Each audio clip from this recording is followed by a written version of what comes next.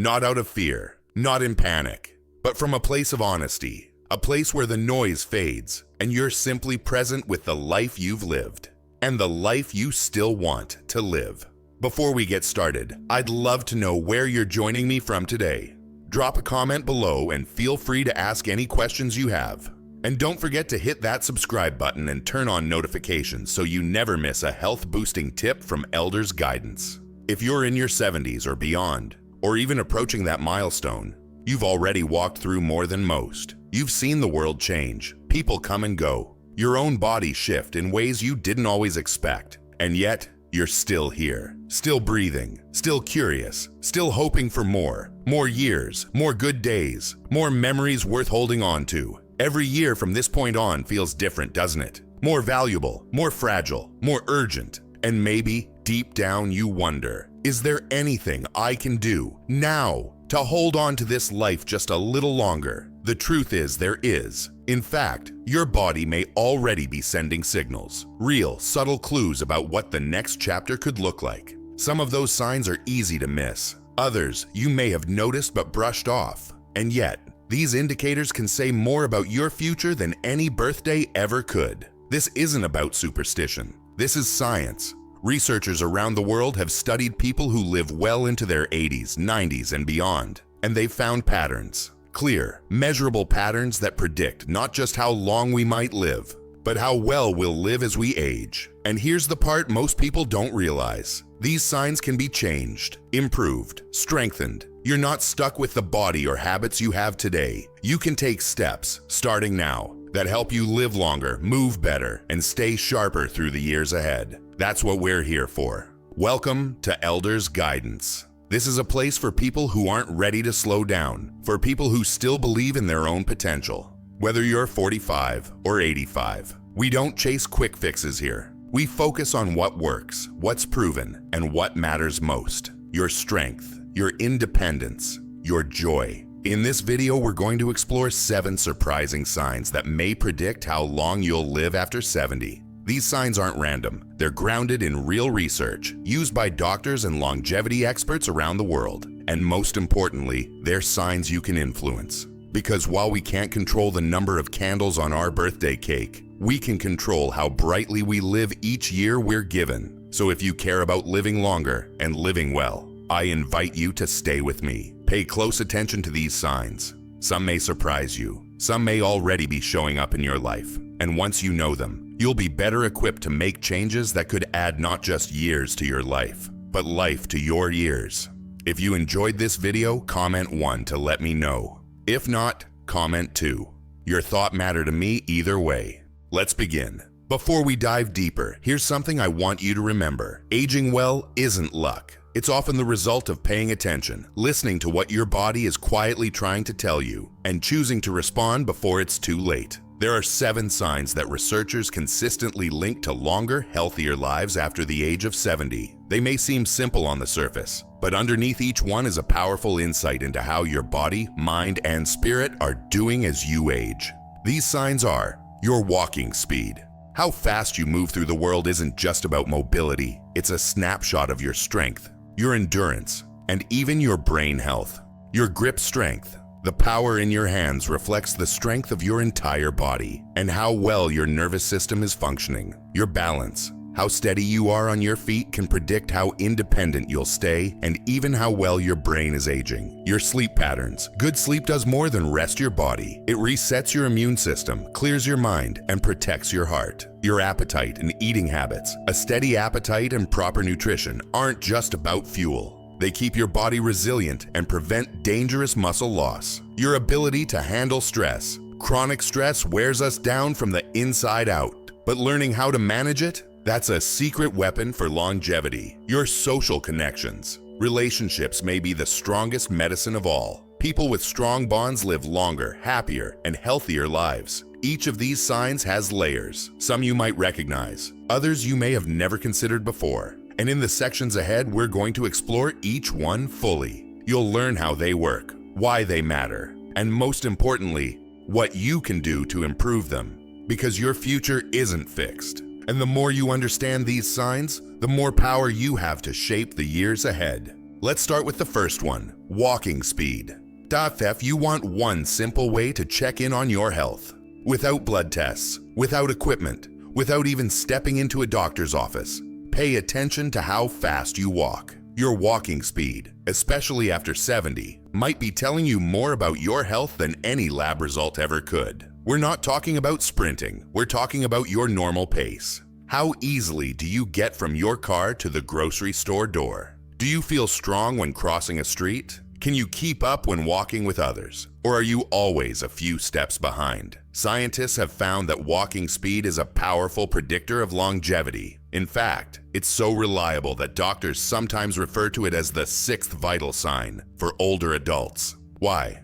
Because walking isn't just a leg activity. It involves your heart, your lungs, your muscles, your nerves, and your brain, all working in sync. If one of those systems is weakening, your walking speed is often the first place it shows. Picture this. Two men, same age, 74. One, named Sam, walks every morning. He doesn't rush, but he moves with purpose. His stride is steady, his posture upright, and he rarely needs to catch his breath. He feels confident when stepping off curbs, walking through crowds, or climbing stairs. The other, Harold, used to be active, but over the last few years he's slowed down. He avoids uneven sidewalks. Crossing the street makes him nervous. He's more careful now. He calls it being cautious. But deep down, he knows he doesn't feel as strong as he used to. On the outside, it's just a difference in pace. But inside, it's something more. Sam's speed reflects a body still working in harmony. Harold's slowing pace is a sign that parts of his system may be struggling. But here's the good news. Walking speed isn't fixed. You can change it. You can train it. And in doing so, you can not only improve your mobility, but also your cardiovascular health, your cognitive sharpness, your balance, and even your emotional well-being. Start small. Here are a few ideas. Walk with purpose every day. Even 10 minutes makes a difference. Practice on different terrains, gravel, grass, inclines, to build coordination. Add light hand or ankle weights to increase muscle engagement. Try interval walking. Alternate between a normal pace and a slightly brisker pace. You can even turn daily errands into training. Park farther away. Use stairs when you can. Carry your groceries just a little farther. It all adds up. And here's something else to try. Time yourself. Find a flat, straight path about 10 meters long. Walk it at your usual pace and time yourself. The average healthy pace for someone over 70 is around 1 meter per second. If you're moving slower than that, it may be time to start focusing more on movement. But don't let the numbers scare you. This isn't a competition. This is about awareness. It's about noticing when your body is asking for more attention and then giving it what it needs. Because walking isn't just transportation. It's a measure of how alive you still feel in your body. When you walk with strength, you send a message, not just to others, but to yourself, that you're still here, still capable, still moving forward. So the next time you head outside, ask yourself, am I moving through life with energy and confidence, or am I starting to hold back? And if it's the latter, don't ignore it. Start walking, start rebuilding, because how fast you move today might just tell you how far you'll go tomorrow. There's something deeply human about a handshake. It's how we greet each other. It's how we express confidence, connection, even kindness. But as it turns out, that simple gesture might be saying more about your health than you ever imagined. In fact, researchers have found that grip strength is one of the clearest indicators of overall vitality in older adults. A firm, steady grip often reflects strong muscles, good circulation, and a nervous system that's still firing smoothly. A weak grip, on the other hand, may signal early signs of decline, sometimes before any other symptoms appear. Think about it like this. If your hands are losing strength, there's a good chance the rest of your body is too. Let me tell you about Robert. He's 76, always known for his firm handshake, the kind that lets you know he's still got plenty of life in him. Robert does light strength training a few times a week, opens jars without a second thought, carries his groceries without asking for help. His hands aren't just strong, they're a reflection of how he takes care of the rest of his body. Then there's Walter, same age, a kind man, thoughtful. But over the last few years, he's noticed some changes. He struggles now with things that used to be easy, opening bottles, carrying pots, gripping his toothbrush with confidence. He chalked it up to just getting older. But what he didn't realize is that declining grip strength isn't just about the hands. It's a red flag for muscle loss, frailty, and even shorter life expectancy. Science backs this up. Studies have linked low grip strength to higher risks of falls, hospitalization, cardiovascular problems, and even early mortality. Why? Because your grip is connected to your overall muscle health, and muscle mass is a key part of how we age. As we lose it, we become more vulnerable to fatigue, to illness, to injury. But here's what's encouraging. Grip strength is something you can rebuild. It doesn't take a gym membership or fancy equipment. It starts with awareness and small, consistent actions. Here are a few simple ways to strengthen your grip at home. Squeeze a tennis ball or stress ball for 30 seconds at a time, a few times a day. Use hand grippers. Those spring-loaded devices you can find in most stores or online. Carry your grocery bags instead of using a cart for short distances. Do farmer's walks. Just walk around your home holding something heavy in each hand. Twist open jars or water bottles without help. Even small challenges keep your grip alive. And here's one most people don't think of. Hang from a sturdy bar. Even for just a few seconds a day, it helps build both grip and shoulder strength. If that's not possible, mimic the motion by gripping a towel or edge of a countertop and holding on tight. If you're not sure where you stand, try this simple test. Grab a bathroom scale with both hands and squeeze as hard as you can. Most healthy men over 70 should aim for a grip of around 30 to 35 kilograms. Women around 20 to 25 kilograms. But again, this isn't about hitting numbers. It's about noticing where you are now and deciding where you want to go from here. Because your hands, they do more than hold things. They hold on to your independence. They help you cook, clean, dress yourself, hold the hands of people you love. They keep you steady when you're climbing stairs or getting out of a chair. So if you've noticed a weaker grip lately, don't ignore it. It's not just age. It's a message, one worth listening to. Start today. Pick up something a little heavier than usual. Squeeze just a bit longer. Pay attention to how your hands feel and what they're capable of, because the strength in your hands today may reflect the strength of your life tomorrow. Balance. It's something we don't think much about until we start to lose it. But your ability to stand on one leg for just 10 seconds could be quietly predicting how long and how well you'll live. That may sound dramatic, but researchers have found that older adults who struggle with balance are significantly more likely to face injuries, falls, hospitalizations, and even cognitive decline. And it makes sense. Good balance means more than just steady feet. It signals that your muscles, nerves, and brain are still working together in harmony. Think about what it actually takes to stand on one leg. Your legs have to be strong enough to hold you up. Your core needs to stabilize. Your brain has to stay focused. Your inner ear, your vision, your posture, it's all connected. And when one of those systems starts to weaken, your balance is often the first thing to suffer. Let me share the story of Carol. She's 71. Every morning, she walks her dog around the neighborhood. She takes yoga twice a week and has a habit of brushing her teeth while standing on one foot. Just for the challenge of it, she can lift her leg, hold steady, and feel grounded in her body. Now take Nancy. She's the same age. She's sharp and kind. But over the years, she's stopped paying attention to her balance. When she tries to stand on one leg, she wobbles almost instantly. She laughs it off, but deep down, she doesn't feel as secure as she used to.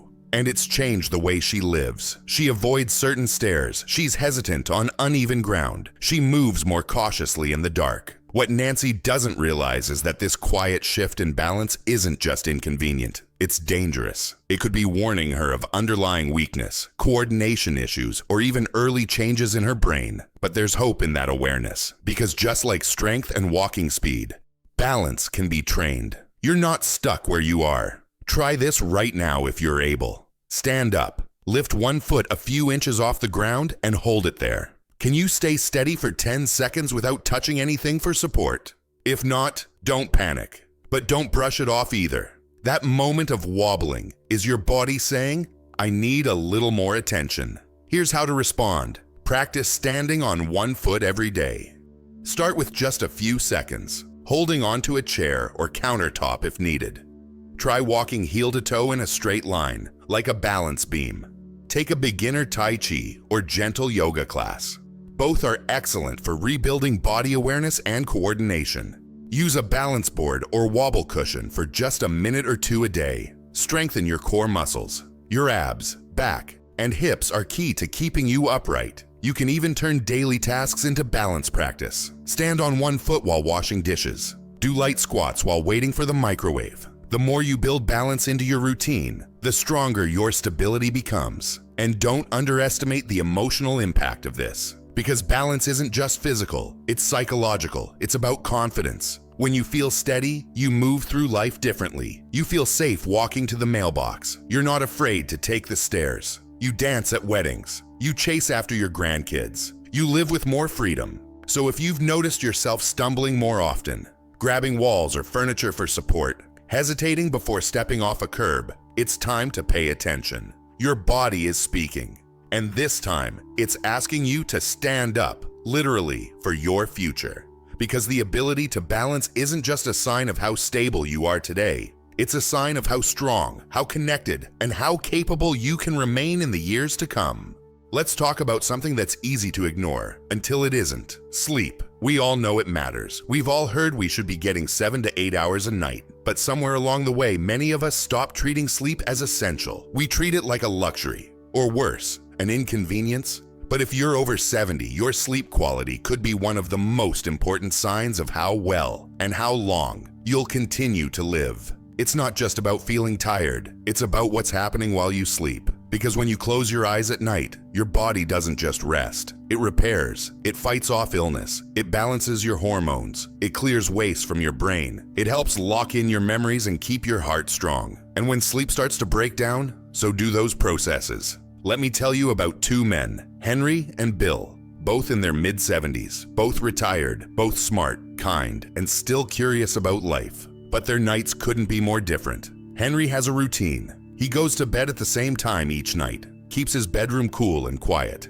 He reads a little before bed, then sleeps about 7 hours, mostly undisturbed. He wakes up feeling alert, grounded, and ready for the day. Bill, on the other hand, has struggled with sleep for years. He tosses and turns, wakes up multiple times, sometimes lies awake for hours, replaying old worries or aches in his body. And by morning, he doesn't feel rested. He feels foggy, irritable, and drained before the day even begins. Over time, those differences add up. Henry's immune system stays strong, his mind stays sharper, his mood stays steady. But Bill, his blood pressure climbs, his memory becomes less reliable. He catches colds more often and just doesn't bounce back like he used to. And science backs this up. Poor sleep in older adults has been linked to memory decline, weakened immune response, higher inflammation, increased risk of heart disease, and even a greater chance of early mortality. The good news: better sleep is within reach. You may not sleep like you did in your 30s, but that doesn't mean you can't sleep well. Here are a few steps that help. Stick to a consistent bedtime, even on weekends. Your body thrives on rhythm. Limit screen time an hour before bed. The blue light from phones and TVs interferes with melatonin, your body's natural sleep hormone. Create a wind-down routine. Read, stretch, pray, meditate, or journal. Let your body know it's time to slow down. Get morning sunlight. Natural light early in the day helps reset your internal clock and supports nighttime melatonin. Avoid heavy meals, caffeine, and alcohol in the evening. They can all disrupt deep sleep. Keep your bedroom cool, dark, and quiet, like a cave. That's the ideal sleep environment. And if you snore loudly, wake up gasping for air, or always feel exhausted despite a full night in bed, it might be worth getting checked for sleep apnea, a condition that's both common and treatable, especially in older adults. Sleep isn't something to push through or just live with. It's not a sign of weakness to want better rest. It's a sign of wisdom, because deep, nourishing sleep doesn't just make you feel better. It helps you be better. It protects your brain, strengthens your heart, and keeps your body resilient. So tonight, pay attention. How easily do you fall asleep? How many times do you wake up? How do you feel in the morning? And if the answer isn't what you'd like it to be, know this: it's not too late to change it. Because a good night's sleep isn't just a break from the day, it's one of the most powerful ways to shape all the days you have ahead. What does your appetite say about your health? It's easy to overlook. Maybe meals feel less exciting than they used to. Maybe food doesn't taste the same. Or maybe you're just not as hungry anymore, and you've told yourself that's just part of getting older. But here's the truth. A healthy appetite is one of the strongest indicators of overall well-being in people over 70. It's not just about eating. It's about what eating represents: strength, energy, immune resilience, and the ability to keep your body functioning the way it was designed to. Let's talk about Margaret and Susan. They're both 74, both widowed, both living independently. Margaret enjoys her meals. She keeps her pantry stocked with colorful vegetables, lean proteins, and whole grains. She cooks for herself and sometimes for neighbors. Her plate is full, and so is her energy. She has a sparkle in her eye and a steady weight that hasn't changed much in years. Susan, on the other hand, has quietly lost her appetite. She doesn't feel hungry most days. Some meals she skips altogether. It takes too much energy to cook, and she's stopped caring much about flavor. She relies on packaged snacks, crackers, and soft foods. And in the last year, she's lost nearly 12 pounds. Without trying. Susan doesn't realize it yet, but her shrinking appetite is a signal. Her body may not be getting the nutrients it needs. Her muscles are beginning to break down. Her energy dips in the afternoon. Her balance has become a little less steady. And it's not just her physical body at risk. Undereating in older adults has been linked to immune suppression, frailty, and cognitive decline. Why does this happen? As we age, several factors can dull appetite. Changes in taste and smell, medications that suppress hunger, dental issues that make chewing harder, digestive changes, emotional factors like grief, loneliness, or depression. But just because it's common doesn't mean it's harmless. Because the truth is, you need more nourishment, not less, to stay strong as you age. Your body is still doing important work, repairing tissue, fighting illness, staying active and alert. And to do that, it needs fuel. So if you've noticed yourself losing interest in food or skipping meals more often than not, it's time to take it seriously. Here are a few simple ways to bring your appetite and your nutrition back to life. Eat smaller meals more often. 3 meals and 2 snacks a day can feel more manageable than big plates. Focus on protein: chicken, fish, eggs, beans, Greek yogurt. Protein helps preserve muscle and keeps you feeling full. Add healthy fats: avocado, olive oil, nuts. They boost flavor and energy. Brighten your plate. Colorful fruits and vegetables not only look good, they're packed with vitamins your body craves. Make meals social. Share a lunch with a friend, invite a neighbor for coffee, or eat while on a video call with family.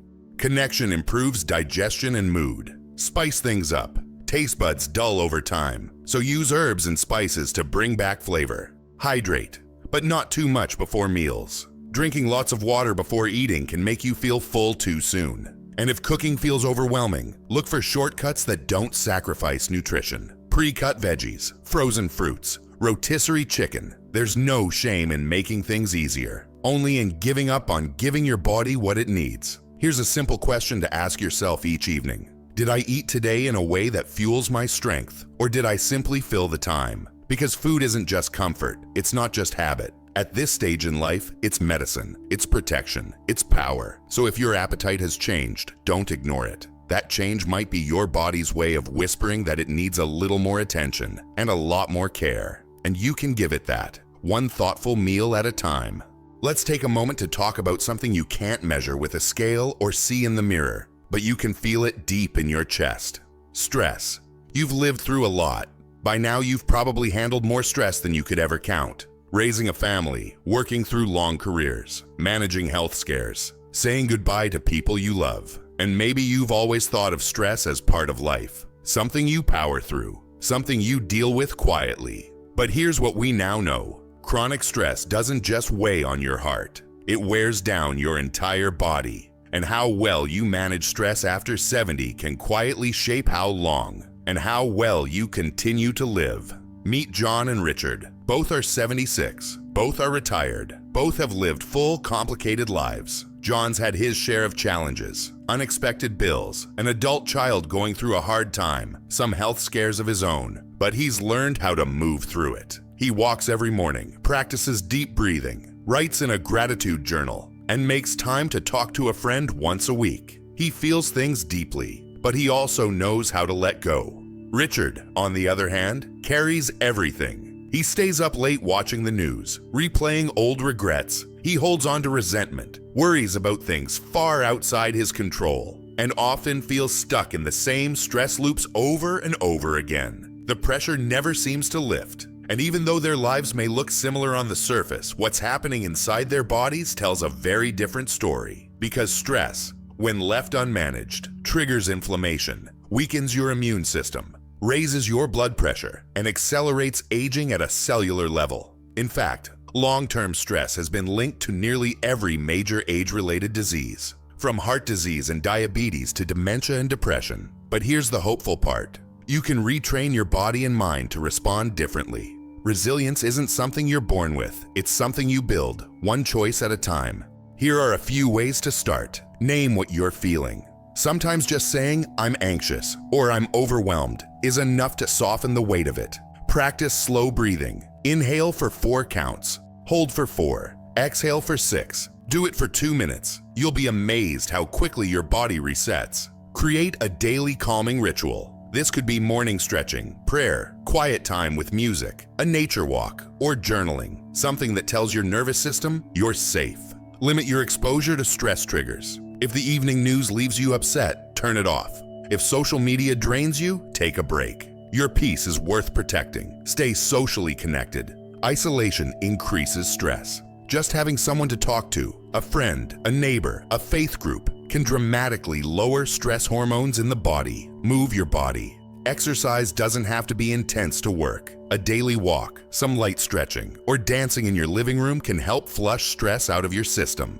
And perhaps most importantly, give yourself permission to rest. You've spent a lifetime taking care of others. Now it's time to care for yourself with the same devotion. Let go of the need to be constantly productive, constantly perfect, constantly strong. Because strength isn't just pushing through. True strength is knowing when to pause, when to breathe, when to say, "This moment doesn't have to control me." Ask yourself this: when something goes wrong, how do I respond? Do I tense up? Do I shut down? Or do I take a step back and look for peace? Your answer matters. Because stress, left unchecked, acts like a slow clock inside the body. Ticking, ticking, ticking. But when you learn how to interrupt that cycle, you stop the clock from speeding up. You reclaim your energy, your clarity, your life. And that may be one of the greatest gifts you can give yourself at this stage. The power to feel calm, even in the middle of chaos.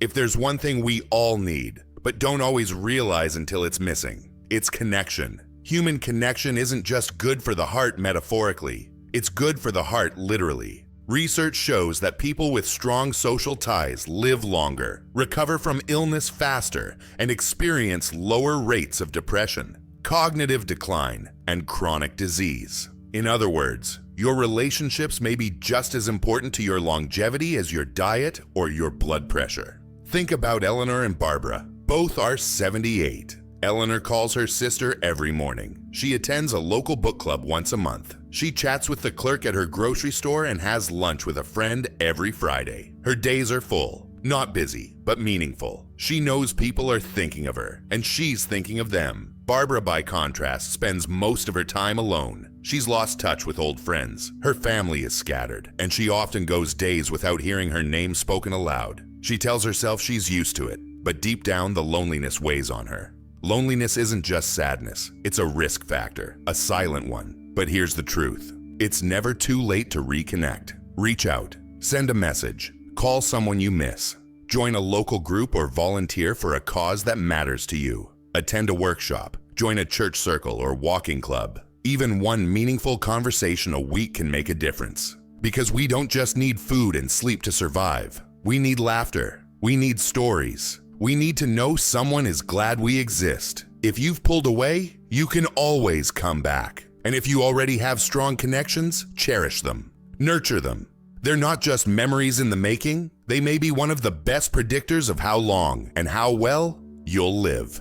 So now you know 7 signs, backed by science, that may help predict how long you'll live after 70. But more importantly, you now know where you stand and where you can start. Your walking speed, your grip strength, your balance, your sleep, your appetite, your ability to handle stress, your connections with others. These are not just signs of aging, they're invitations to act. And no matter your age, it's not too late to make a difference. You don't have to do everything overnight. You just have to begin. Take a walk, cook a colorful meal, call someone you miss, breathe through a hard moment, laugh more, rest well, stretch your balance, literally and emotionally. This chapter of life isn't about fading. It's about focusing, about choosing what matters most and putting your time and energy there. If this message spoke to you, we'd love to hear from you in the comments. What sign resonated most with you? What will you start doing differently?